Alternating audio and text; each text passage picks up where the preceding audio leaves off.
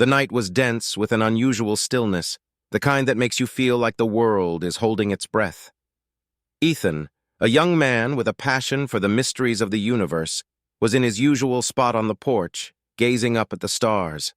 The coffee in his hand had long gone cold as his mind wandered, drifting between the constellations and the countless possibilities they held. Suddenly, his phone buzzed sharply, snapping him back to reality. An alert from his anomaly tracking app, something he'd set up more as a hobby than with any serious expectations. But this signal was different, intense, persistent, and unmistakably close. The kind of signal that sent a chill down his spine and made his pulse quicken. Heart pounding, Ethan pulled on his jacket and grabbed a flashlight. The woods behind his house, a place of childhood adventures and teenage hideaways, now felt foreign, as though something otherworldly had taken root there. He followed the signal deeper into the forest, the trees around him creaking as if whispering secrets. The signal grew stronger with each step, guiding him to a clearing where the trees suddenly gave way to an open field bathed in an eerie, silvery light. In the center hovered a craft, unlike anything Ethan had ever seen. It was sleek, metallic, and shimmering with a light that seemed to pulsate in time with his racing heart. As Ethan approached, the air around him seemed to hum, vibrating with energy. The hatch of the craft opened with a soft hiss, and from the light a figure emerged, a woman, or at least something resembling one. She was tall, her skin glowing faintly with a luminescence that made her appear ethereal, almost fragile yet powerful. Her eyes, large and violet, locked onto his with a piercing intensity. Ethan felt as though she could see straight through him, into the deepest parts of his soul. Despite the fear bubbling within him, he couldn't move, couldn't look away. "Human," she spoke, her voice like music, soft and lilting yet carrying an undeniable authority. "I am Zuri. I have come a great distance to understand your kind. Will you guide me?" Ethan's voice caught in his throat, but he managed to nod. Whatever this encounter was, it was far beyond anything he had ever dreamed of, and it was just beginning. Over the next several days, Ethan and Zuri formed an unlikely bond. They spent their days exploring the town and the surrounding wilderness, and their nights in deep conversation under the stars. Zuri's questions were endless and probing, cutting through the mundane to the core of what it meant to be human. She was fascinated by the smallest details of human life, the way people communicated, the way they expressed emotions, and the subtle nuances of their interactions. Zuri's presence in the town did not go unnoticed. People began to whisper about the strange, beautiful woman who was always with Ethan, but no one dared approach them. There was something about Zuri that made others feel uneasy, as though she was both there and not there, a specter haunting the edges of their reality.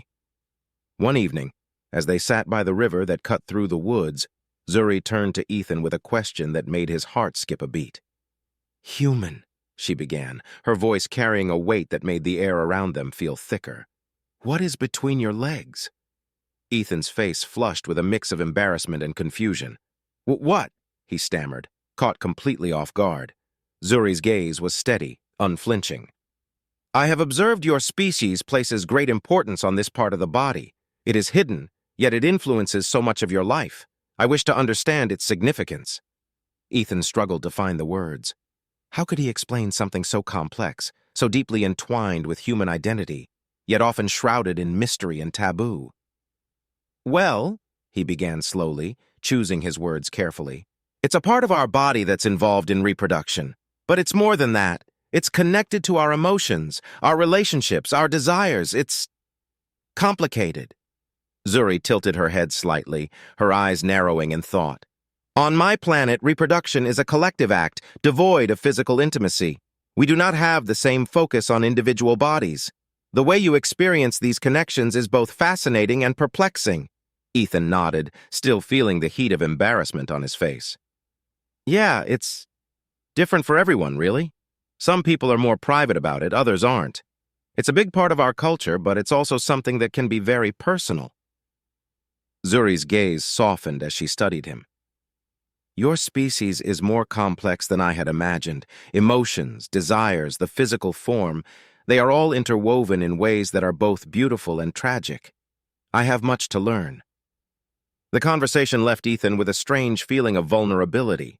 Zuri's questions were forcing him to confront aspects of himself and his world that he had never truly examined before.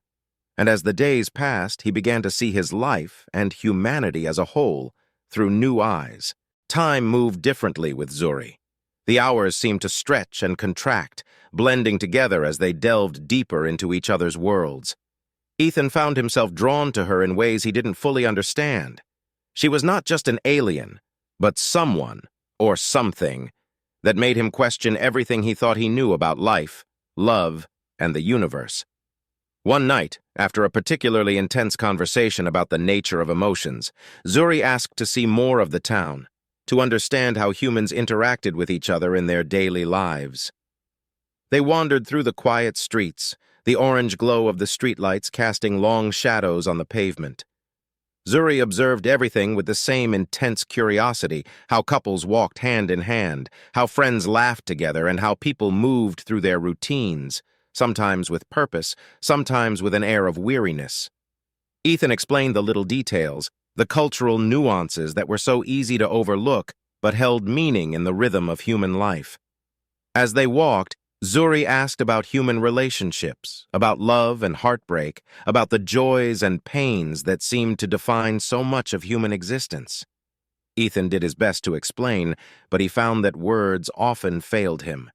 How could he convey the depth of what it meant to love someone, to lose someone, or to be bound by invisible threads of connection that could both uplift and destroy? Zuri listened intently, her violet eyes reflecting a depth of understanding that went beyond mere curiosity. "On my world, we do not experience emotions as individuals," she said softly. "We share our thoughts, our feelings, our very essence with each other. There is no privacy, no secrets. We are one mind, one heart.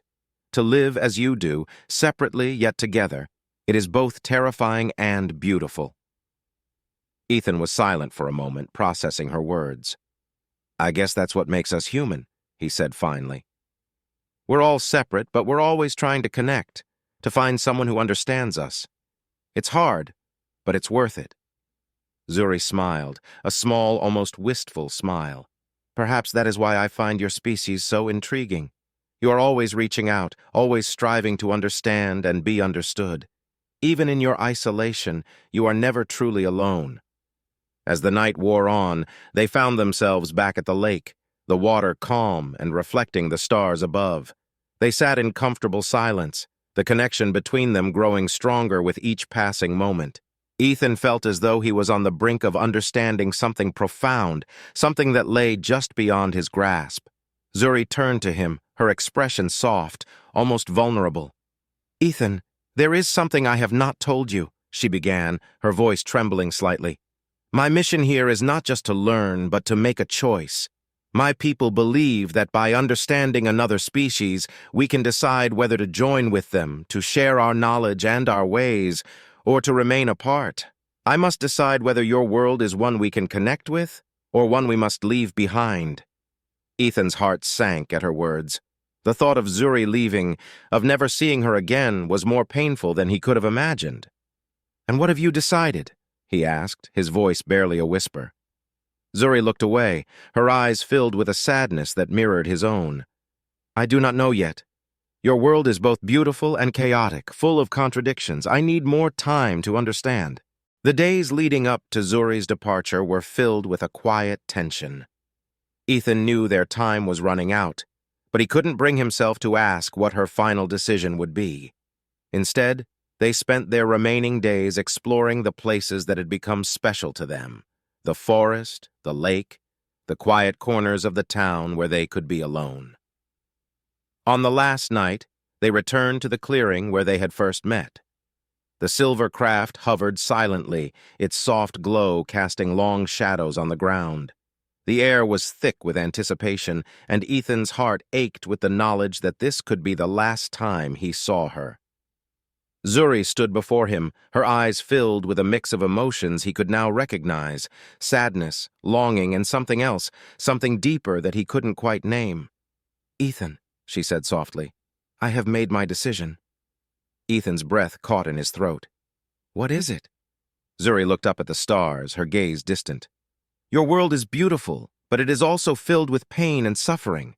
The contradictions in your species are both fascinating and troubling.